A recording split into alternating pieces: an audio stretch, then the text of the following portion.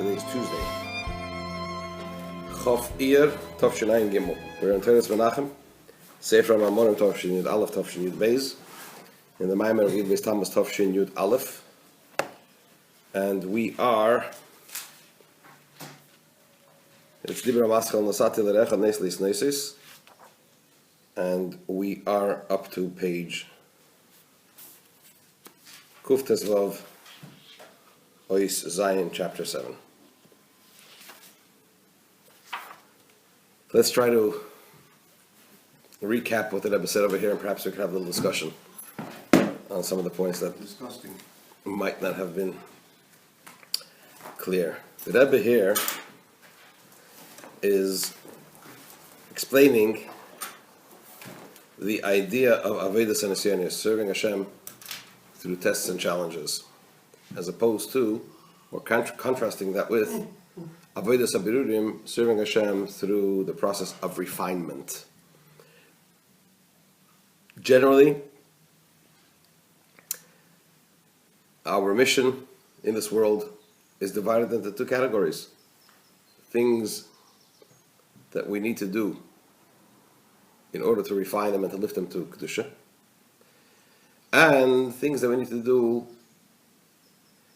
or rather that we deal with in terms of tests. In other words, tests that are challenges that are presented to us. Each of the two calls for a different response from the individual. Avedus Abirurim calls for the individual to be involved in that which he's refining and lifting, engaging with it, whereas Avedus and Nisyonos calls for the person to work with himself, how the person responds to a given situation, rather than dealing with the situation itself. The Rebbe explained that this difference in response stems from the fundamental difference in the existence of Birurim and Nisyonos. Those things that are presented to us for the purposes of birur, of refinement, have a divine energy that sustains them, that causes them to exist and to sustain them. As do those things that are tests and challenges. But there's an inherent difference between the existence of the two, of each of the two. In Avedus Abirurim, the Nitzitz Eliki, the godly energy, the divine energy that sustains it, exists not only in an essential way, meaning to say, not only in its most let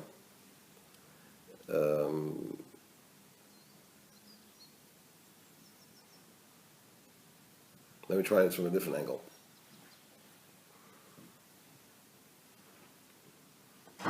In the divine energy that gives life to the various phenomena which we encounter in the course of our existence in this world, this divine energy has what's known as its etzem, its very essence, and then it has its giluyim, its manifestations, its revelations, the various characteristics. To the degree that the characteristics of the divine energy are present and revealed,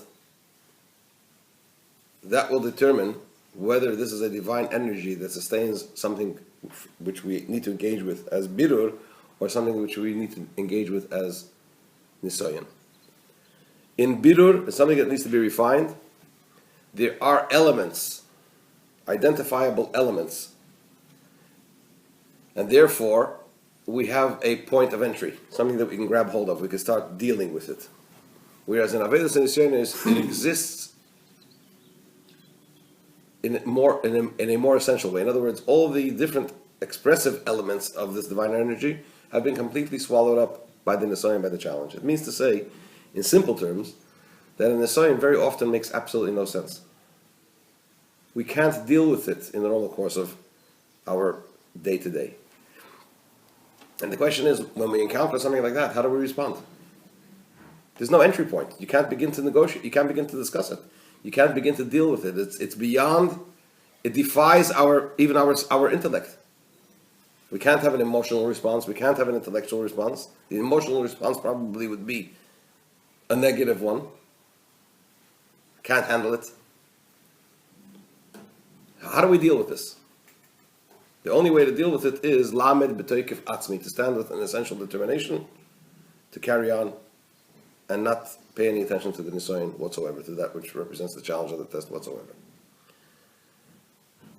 What means that the challenge is really there to help you grow. You really have to learn something. Or just to stand up, then it's the wrong way, because you really have to be, say, it's there for a reason.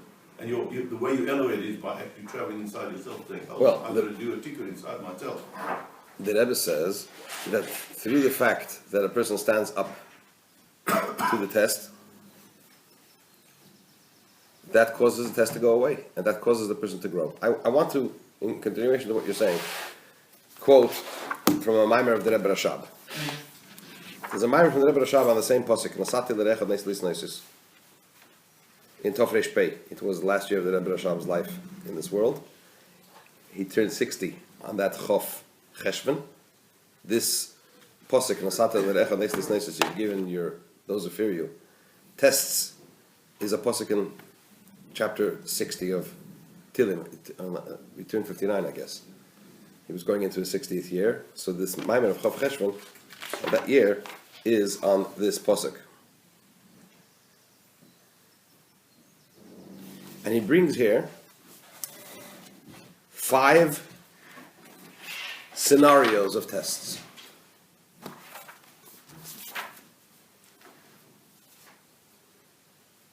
Or rather, he quotes from the Kutatera, which the Rebbe this Maimer also quotes extensively, where there are 5 scenarios of tests. One of them is, let's take the first test. Well, the Kimnis of Avram, God tested Avram Avinu.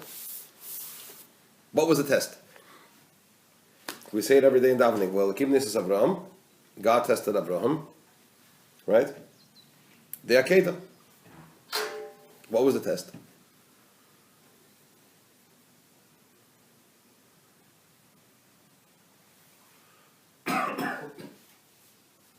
So the test was that he did not, for a moment, doubt why Hashem is telling him to do this, even though it defied Seichel. What does that mean? So he explains like this. The Zohar, in fact, asks a question and says, why does it say Belakim Nisavram? What does it mean God tested Abraham? What about Yaakov? What about Yitzchak? For whom was it a bigger test? It would seem. Was it a bigger test for Abraham, or was it a bigger test to Yitzchak? Who was the one that was going to be slaughtered, as it were, on the Akedah? It was Yitzchak, right? Why is it a test for Avraham? So he says like this. He brings from Reb Nachman Lav Horodok that the test. What was the problem? To give away your life to Hashem. Yeah, go and take your son. Give away your son's life to Hashem. Says Reb Nachman Lav Horodok, that for a tzaddik is not a massive test. It's not a great test. If Hashem wants a person to go, the person to go on Mesiras Nefesh, right? For a tzaddik, that's not a big test. My tzaddik is connected to Hashem. Tzaddik's frame of reality, as he calls it over here, is a merkava lalakus. Tzaddik's frame of reality is godliness. If that's what godliness wants and desires, then that's what they'll do. What was the test? The test was that it defied logic. Hashem said to Avram Avinu, "Ki beyitzchak yikori lechazara." Yeah, Avram came to say to Hashem, "Lu yishmoel lichiyot fanecha." Hashem promised him offspring and as many of the stars of the sky, and so on and so forth. So Avram Avinu said, "Lu yishmoel lichiyot fanecha." Let it be from Yishmael. Hashem said, "No, ki beyitzchak yikori lechazara." You'll have another son, and from Yitzchak, that's where it's going to come from. Yitzchak by that time wasn't yet married. Yitzchak had no children. Hashem comes along and says to him, go and bring him up on the Akedah. Offer up his life to me as a korban. If he does that, it's a physical impossibility for what? For him to have any children. So how is Hashem's promise going to be fulfilled?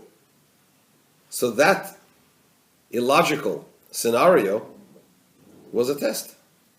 And Avraham Avinu did not hesitate for a moment and went and brought Yitzchak, offered up Yitzchak on the Akedah. And of course, in the end, Hashem said, okay, Now that you've put him onto the altar, you can take him off. Right? So what was the situation here, the scenario here? The scenario here was, it defied logic. It made absolutely no sense. How was Avraham Avinu to respond in that situation?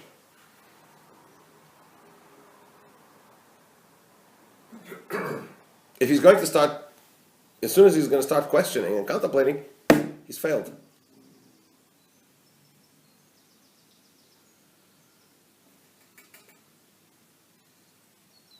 You could argue that he did it because in the back of his mind he knew the blessing existed and Hashem wouldn't go through it. Why would you, it's the same Hashem that's saying... Logically, that's how a person might think, so he could be using his intellect and his but in using that process. It's a risk. It's a tremendous risk. It's a risk, but... Because how do you know what Hashem... how do you... If Hashem is not going to go through with it, so who says he's going to go through with his promise? Why is this...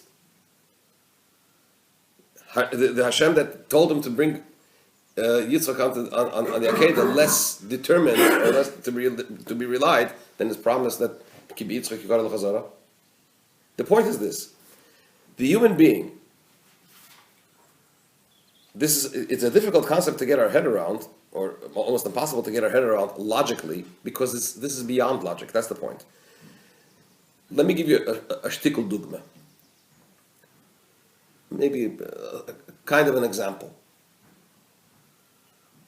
Hashem has given us mitzvahs.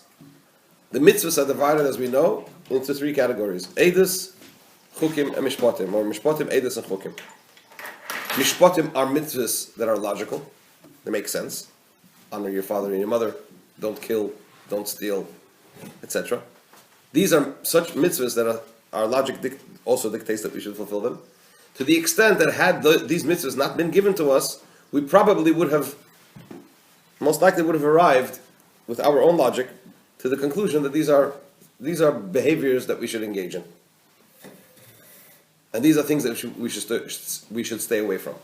Then you have mitzvahs that are in the category of Eidos, commemorative mitzvahs, Shabbos, Pesach, Shavuos, and so on and so forth, Tefillin, right? They're a sign, they signify something. Once we have been given those mitzvahs, we understand that, yeah, it makes sense. It makes a lot of sense that we should fulfill them. We wouldn't necessarily have come to that conclusion on our own, but once we've been given the mitzvah, they make perfect sense. Then there are mitzvahs that are chukim, that make no sense. We don't understand them. Shatnez, Tumah V'Tara, Para Aduma, etc. They're beyond logic. What's the point? What's the point? We know that mitzvahs are the Tzayim Shel HaKadosh Baruch Hu, Hashem's will. Right? So Chassidus, it says that when we have mitzvahs that we understand, the motivation, the energy that we fulfill the mitzvah with, is greater than a mitzvah that we don't understand. We're more motivated because we understand it. It motivates us. Chukim don't motivate us. So there's a maila and a chsaron in each one. The maila of fulfilling mitzvahs al pi seichel is that we're motivated. What's the chsaron? What is it lacking? That we run the risk of not necessarily fulfilling them because they are tzivui Hashem, because they're Hashem's commandment. On the other hand, chukim, mitzvahs that we don't understand in our seichel, in our logic, with our intellect, they are pure Ratzon Hashem. There's no other reason for us to fulfill it other than what they are Hashem's will. But on the other hand, they are what? We run the risk of lacking the motivation, right? So really, we need to fulfill mishpatim as if they were chukim, and we need to fulfill chukim with the same motivation that we're fulfilling mishpatim. What's the idea of Hashem breaking down the mitzvahs into these three categories? The world, the Jew, Torah, is designed to encompass the totality of the Yid's existence. Hashem, the connection between a Yid and Hashem, inherently, be'etzem, essentially, his entire existence is godly, right? There's no separate existence that the human being has outside of Hashem. It's just that when we are born into this world, and we live in this physical world, which is a world in which Hashem created this hell and behest, this concealment, that it feels itself as a separate entity, that also that characteristic is something that the human being has taken on as well, right? We do feel ourselves as a separate entity, a separate existence of Hashem. What's the idea? What's the purpose of creation? What's the purpose of sending the neshama down here? To reveal in the neshama that its true existence is what? Is Hashem. In totality. And its entire existence is godly, is God. Right? Therefore you have mishpatim, which address what? The keiches, and edus, that address the keiches pnimiyim of the human being. Mitzvahs that relate to the person's intellect, mitzvahs that relate to the person's emotion, mitzvahs that relate to the person's emunah, and mitzvahs that are beyond logic, beyond everything. Why? Because they are designed so that the totality of the human being should, in a manifest way, in this world, be connected to Hashem with godliness. When we talk about nisyonos, right? What's the purpose of a nisyon? The purpose of the or let's start from the other way around. When it's easy to fulfill Torah and mitzvahs, when I'm motivated to learn, when I'm motivated to fulfill a mitzvah, or even if I'm not motivated but it's not difficult, to what extent have I connected to Hashem? Am I connected to Hashem or am I connected to myself? Of course, you're connected to Hashem. You're still doing the mitzvah. It's a different way of elevating it. But you are. True. Easy. It doesn't mean it's not a greater mitzvah. True. You know, let's put it this way: a person can have certain beliefs, but when push comes to shove, and the person has to make a decision, has to act. You know the famous expression: "What you do is so loud that I can't hear what you're saying." Right? When push comes to shove, how do I behave? How do I react? When it's put right in front of me, you know, it's one thing to discuss and to say, I believe this, I believe that. When push comes to shove, I heard a beautiful story the other day about, I forgot where it was, but it was during the time of the war, and there was a group of Yidden, Rosh Yeshivas and Lamdim and, you know, great Jews that were put into a certain situation because they were misplaced and so on and so forth, where there was no kosher food and there was nothing to survive on.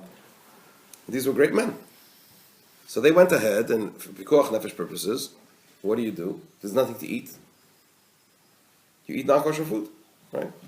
Then, at some point, some young bochrim, gerer bochrim, from gerer chassidim came. They saw there was nothing going on in terms of kashrus and so on and so forth. Within a short space of time, there was kosher food, and they managed to. It was shalei lefi tam vadas. It wasn't. It didn't make any sense. Here you had these great Rosh Yeshivas, these great men who. It wasn't that they were negligent, as it were, right? But these were the circumstances. These were the circumstances. The youngsters came along, and they pushed the boat out even further. Why? Because this was it was a non-negotiable. It was non-negotiable. It was just this is the way it is. It can't be any different, right? When we say, what am I really? Of course, if I'm a free Yid, if I'm going to be, I'm going to go buy kosher meat, and I'm going to buy kosher milk and kosher food and so on and so forth. What happens if I'm stuck in the middle of nowhere? Right? A shliach that's sent away, in the Harich Eshach, and there is no Chalav Yisrael. What do? Do you do a heter, you drink Chalav Akum, or you don't drink milk? Or you figure out how there should be Chalav Yisrael. Right? When push comes to, I'm giving you an example of a smaller nisayon. But when things are convenient and easy, it doesn't necessarily mean that it's me. It's become me. What happens when I have my back against the wall, and the decision, the choice is very stark. It's stark. It's real. If it's like this, it's black, and if it's like this, it's white. Where am I really? Now here I can't begin to negotiate. Let me think about it. I've got to act. I'm presented with a set of circumstances where I've got to act. I've got to act on the basis of of my convictions. Right? Who am I?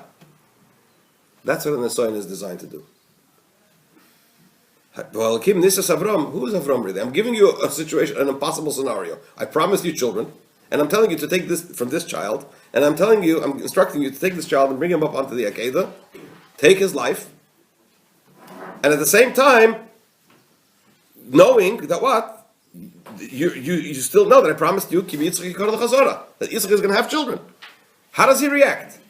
Are you truly committed to the Eibishter?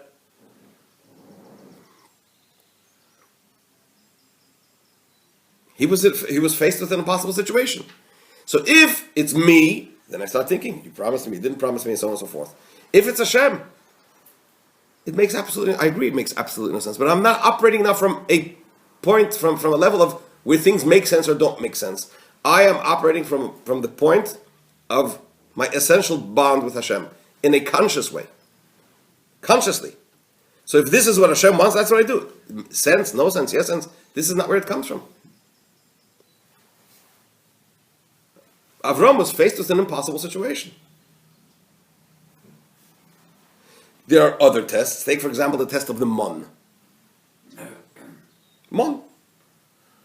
Hashem said, I'm going to make the Mon fall every single day. You take today as much as you need today. Don't leave it over until tomorrow morning. Tomorrow morning there will be again. That's an act of faith. There were certain tzaddikim who did not leave any money overnight in their house. Gave it all the way to tzedakah. Take it in our realm. Come to eat and tell them close your shop on Shabbos. Don't work on Shabbos. Why? Because as I stated, what do you mean I shouldn't work on Shabbos? My best day of the week is Shabbos.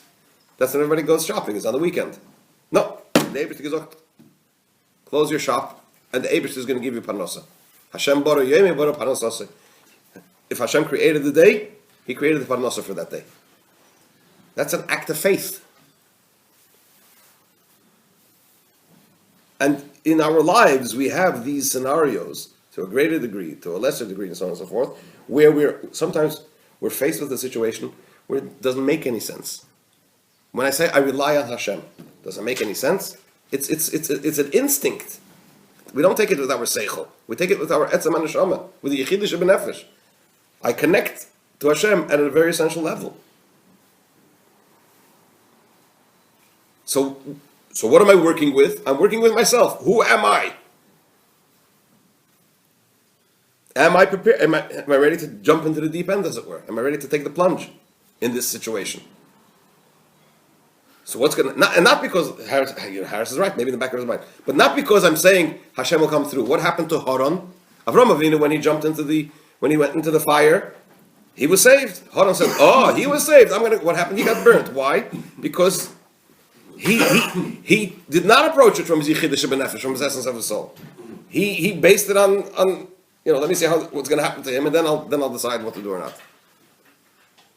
Nachshon ben Aminadov. He went for it.